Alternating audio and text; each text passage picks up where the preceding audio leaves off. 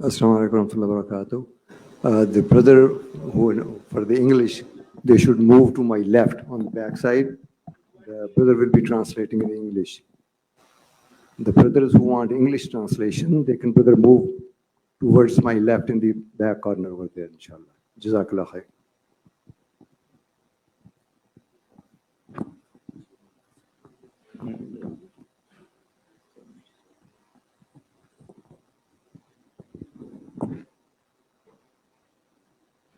بسم الله الرحمن الرحيم نحمده ونصلي ونسلم على رسوله الكريم وعلى آله وأصحابه أجمعين أما بعد عن أبي أيوب الأنصاري رضي الله تعالى عنه قال جاء رجل إلى رسول الله صلى الله عليه وسلم فقال عزني وأوجز فقال النبي صلى الله عليه وسلم إذا قمت في صلاتك فصل صلاة مودع ولا تكلم بكلام تعذر منه غدا وأجمع الإياس مما في أيدي الناس أو كما قال رسول الله صلى الله عليه وسلم۔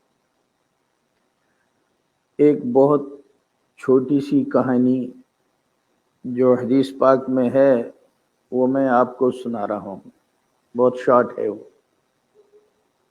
ایک صحابی ہیں، ان کا نام ہے حضرت ابو ایوب انصاری رضی اللہ تعالیٰ عنہ۔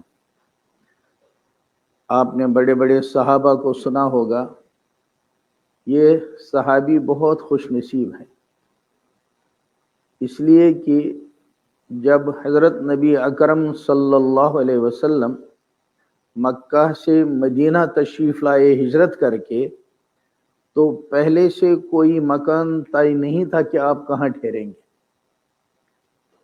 اگر ہم بھی اس زمانے میں ہوتے تو بتائیے ہمارے دل کی اس وقت آواز کیا ہوتی کہ کاش حضرت نبی اکرم صلی اللہ علیہ وسلم میرے مکان کو قبول کر لیں، میرے گھر میں آ جائیں، میں ان کا میزبان بن جاؤں، اور نہ اندر آئیں تو اپنا دروازہ کھلا رکھتے، کاش آپ کی ایک نگاہ میرے مکان پر پڑ جائے۔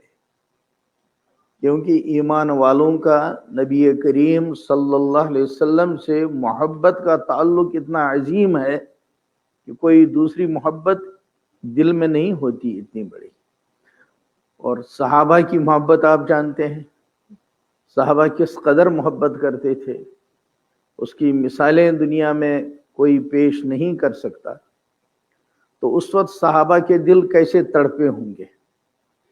اسی لیے آپ نے یہ سنا ہوگا کہ نبی پاک صلی اللہ علیہ وسلم جب مدینہ تشریف لائے، آپ کو صحابہ کرام رضی اللہ عنہم کے دلوں کا یہ جذبہ نظروں میں تھا۔ اب آپ یہ فیصلہ کریں میں فلاں گھر پر ٹھہروں گا تو دوسرے صحابی کے دل کو افسوس ہوگا، دکھ ہوگا کہ حضرت میرے یہاں تشریف نہیں لائے، اور مسلمانوں کے دل کا خیال کرنا آپ نے بہت ہی اس کا اہتمام کرنے کو کہا ہے، تو اب کیسے کرتے؟ تو سیرت میں آپ نے یہ واقعہ پڑھا ہوگا کہ جس اونٹ پر آپ سوار تھے، آپ نے یہ فیصلہ فرمایا کہ میں اس کی لگام چھوڑ دیتا ہوں، اور یہ اونٹنی اللہ کے حکم سے جہاں ٹھہرے گی میں وہیں اتروں گا۔ اب جہاں پر وہ اونٹنی بیٹھ جاتی تھی تو دوسرے صحابہ اس کو دھکا دیتے تھے، اٹھ جاؤ اٹھ جا اٹھ جا۔ محبت کی بات یہی ہوتی ہے، تو وہ اٹھ کے چل دیتی تھی۔ آخر میں جس مکان کے دروازے پر وہ اونٹنی آ کر رکی اور وہاں سے پھر ہلی نہیں، وہ مکان تھا حضرت ابو ایوب انصاری رضی اللہ تعالیٰ عنہ کا۔ تو ایسے خوش نصیب صحابی جو نبی پاک صلی اللہ علیہ وسلم کے میزبان بنے مدینہ میں، اور ایسی پھر میزبانی کا حق ادا کیا۔ کبھی آپ کو موقع ملے تو ان کے واقعات آپ پڑھیں گے، کس محبت اور شان سے میزبانی کا حق ادا کیا ہے۔ وہ تفصیل وہاں ہے، مجھے تو چھوٹی سٹوری سنانی ہے جو آگے انہوں نے بیان کی۔ انہوں نے کیا فرمایا फरमाया जा रजुलन इला नबी सल्लल्लाहु अलैहि वसल्लम, एक आदमी आया नबी पाक सल्लल्लाहु अलैहि वसल्लम की खिदमत में और कहा इज़नी व औजिज़, ए अल्लाह के रसूल सल्लल्लाहु अलैहि वसल्लम मुझे आप नसीहत फरमाइए, वाज कीजिए, मगर बहुत शॉर्ट कीजिए। अगर हम होते तो मूड खराब हो जाता। का ऐसा कहते हो जैसे ऑर्डर कर रहे हो, सुनना है तो सुनो। इमाम साहब कहेंगे मैंने हफ्ता भर तैयारी की है वाज की और तुम भाग रहे हो। ऐसा नहीं फरमाया, क्योंकि आपकी शान अजीब थी। कुरान ने कहा वमा अरसलनाका इल्ला रहमतल लिल आलमीन, आपकी शान बहुत अजीब थी, बहुत अजीब। खुद एक दफा फरमाया उअल्लिमुकुम कमा युअल्लिमुकुम आबाउकुम, ऐ लोगो मैं तुमको ऐसे सिखाता हूं तुम्हारे माँ बाप क्या ऐसा सिखाएंगे। और इस हदीस में आगे जो 3 जुमले फरमाए हैं वाकई वो ऐसे हैं कि जो बहुत हल्के हैं।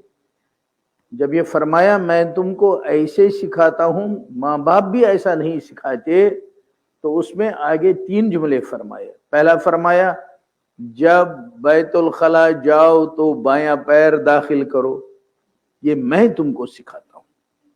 दूसरी बात, जब अंदर पहुंचो तो तुम एनीहाउ नहीं बैठ सकते, बल्कि पहले देखो ला तस्तकबिलुल क़िबलता वला तस्तदबिरुहा, ख्याल करना बैतुल खला में इस्तिंजा करते वक्त न तुम्हारा चेहरा किबला की तरफ हो न तुम्हारी पीठ किबले की तरफ।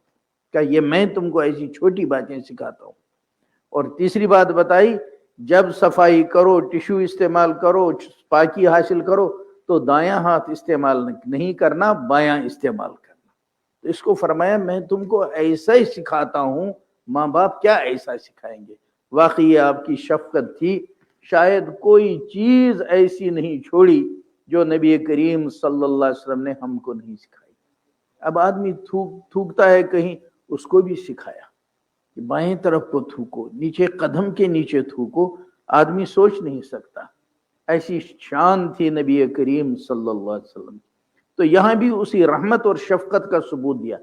3 जुमले, 3 सेंटेंसेस हैं ये, बहुत छोटे बताए, लेकिन आपका कलाम कलाम होता है, उसमें उलूम का समंदर होता है।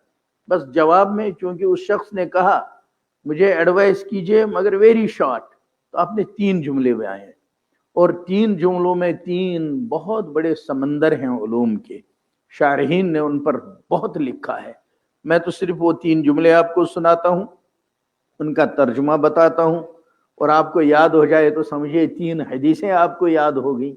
और आप जानते हैं इल्म हासिल करना कितनी बड़ी चीज है। आप ये 3 चीजें साथ ले जाएंगे, छोटे छोटे जुमले, और फिर घर में पहुंचाएंगे या किसी को सुनाएंगे, तो इल्म के फैलाने का आपको सवाब मिल जाएगा, हुसूल इल्म का सवाब मिल जाएगा। पहला जुमला जो फरमाया आपने, फरमाया इज़ा कुम्त फी सलातिका फसल्लि सलात मुवद्दाइन, जब तुम नमाज शुरू किया करो, नमाज का इरादा तुमने किया, नमाज के लिए खड़े हो गए, तो ये सोच लिया करो अगर ये मेरी जिंदगी की आखिरी नमाज होती तो मैं इसको कैसे पढ़ता। गोया जो आजकल प्रॉब्लम है, लोग कहते हैं जी कंसंट्रेशन नहीं है, तवज्जो नहीं है, ख्यालात आते हैं, वसाविस आते हैं, गोया उसका इलाज बता दिया। और वाकई इसमें उन्हीं लोगों को खिताब किया जो नमाज पढ़ने वाले हैं, और हम भी अल्हम्दुलिल्लाह सब वही हैं जिन्होंने अल्लाह के फजल से नमाज अदा की। तो गोया नमाजी के लिए जुमला बता दिया कि नमाज शुरू करो तो ये तसव्वुर करो अगर ये मेरी आखिरी नमाज होती तो कैसी होती। तो अब मैं सुबहानक अल्लाहुम्मा पढ़ूं तो कैसे, अलहम्द शरीफ मेरी हो तो किस तरह की, सुबहान रब्बियल अज़ीम मैं कहूँ तो कैसी, सुबहान रब्बियल आला मैं कहूँ तो कैसी।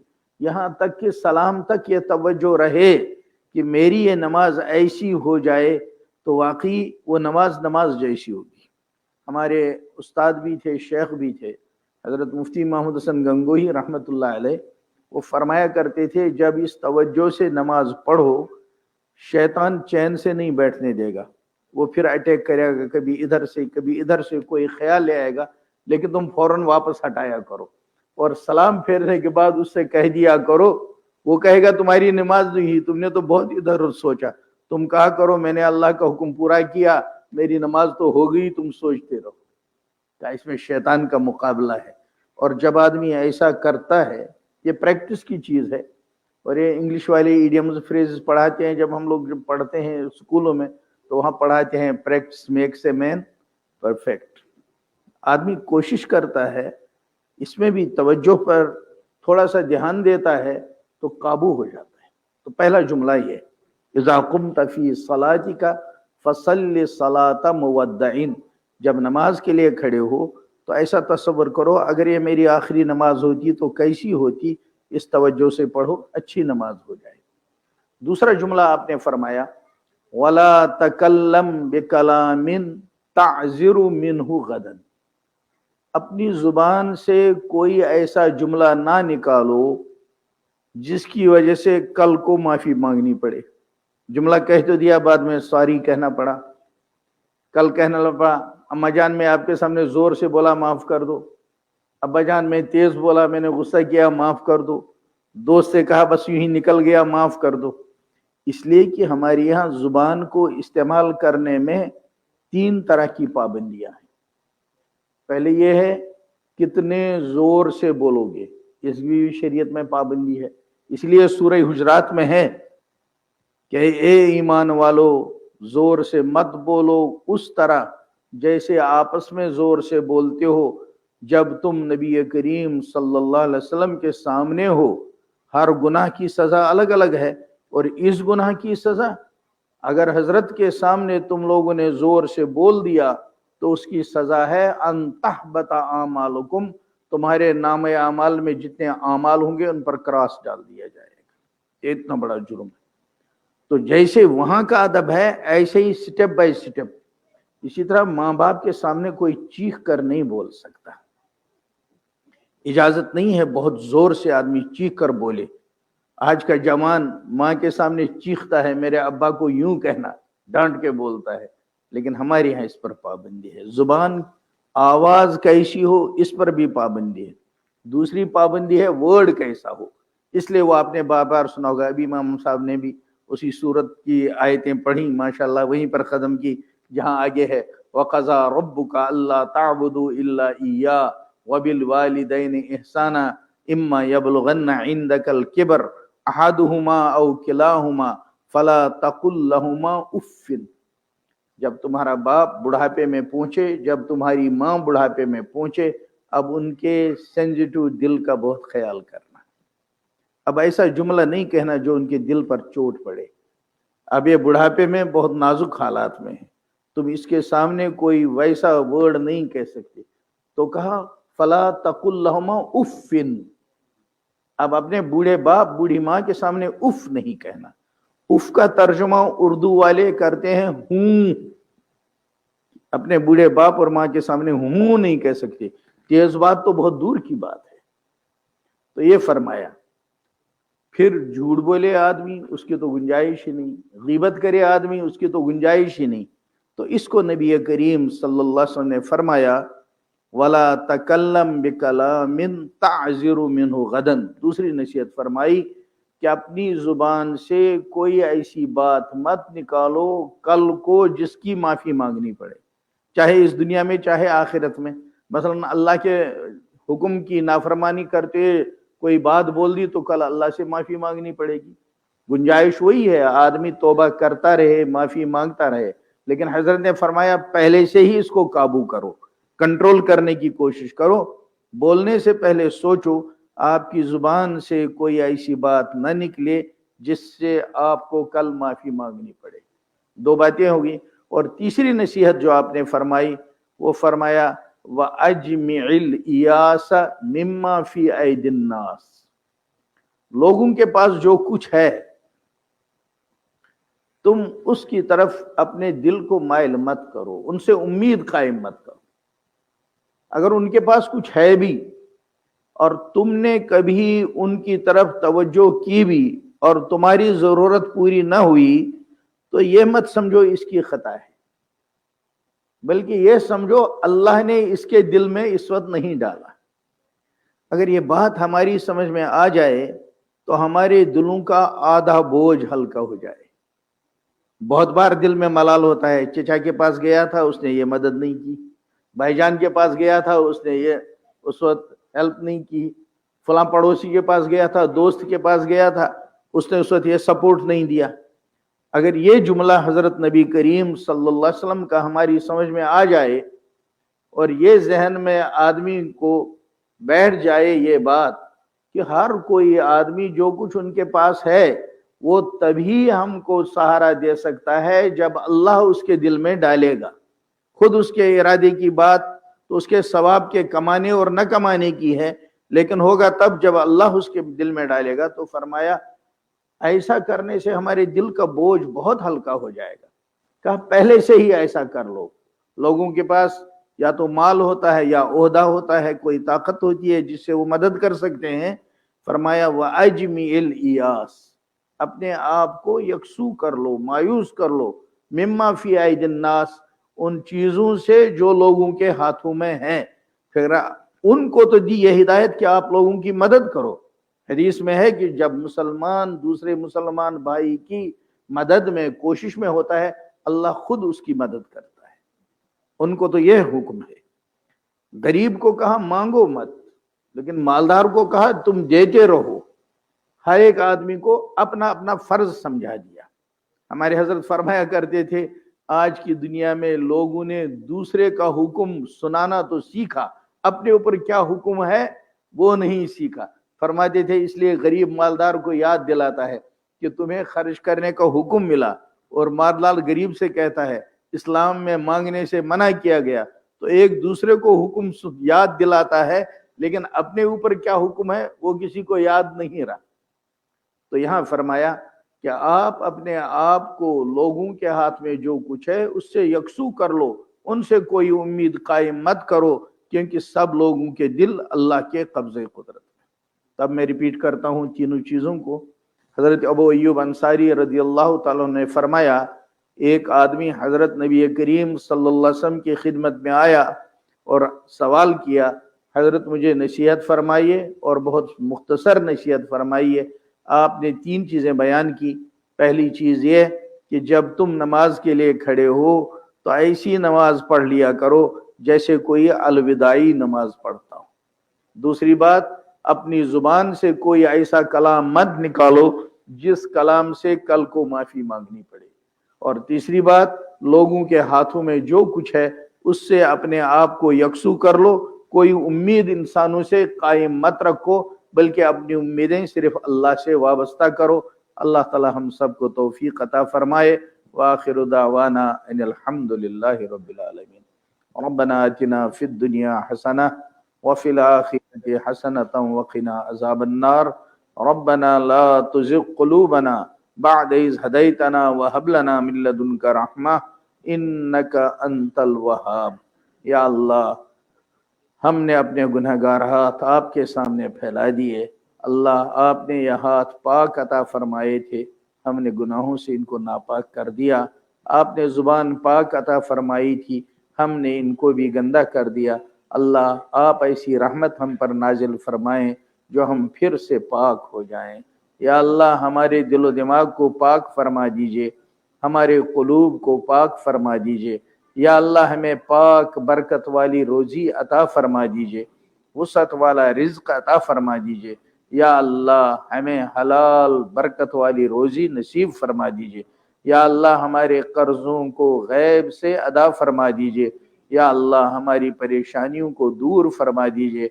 या अल्लाह, हमारे घरों में जो बालिग बच्चे बच्चियां निकाह की उम्र को पहुंच चुके, अल्लाह अपने खजाने से उनके निकाहों में बरकत अता फरमा दीजिए, उनको अच्छे नेक साले जोड़ अता फरमा दीजिए। या अल्लाह, सुन्नत के मुताबिक निकाह की तौफीक अता फरमा दीजिए। जिनके निकाह हुए उनकी जिंदगियों को खुशगवार बना दीजिए, उनको औलाद साले नसीब फरमाइए। या अल्लाह, हमारे भी जिसको नेक साले औलाद नसीब हुई हैं उनको वालिदैन की ठंडक बना दीजिए, और जिनके इस्लाह की ज़रूरत है उनकी गैब से इस्लाह के असबाब पैदा फरमाइए।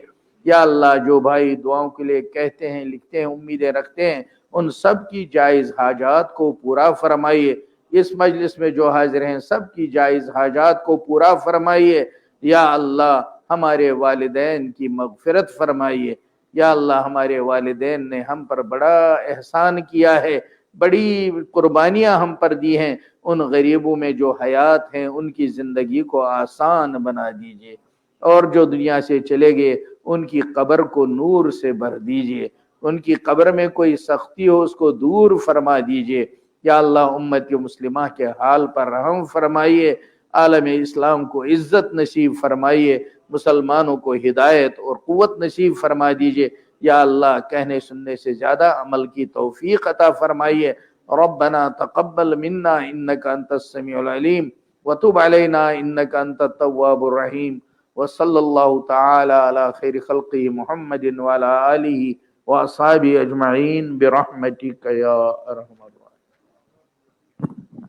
جزاكم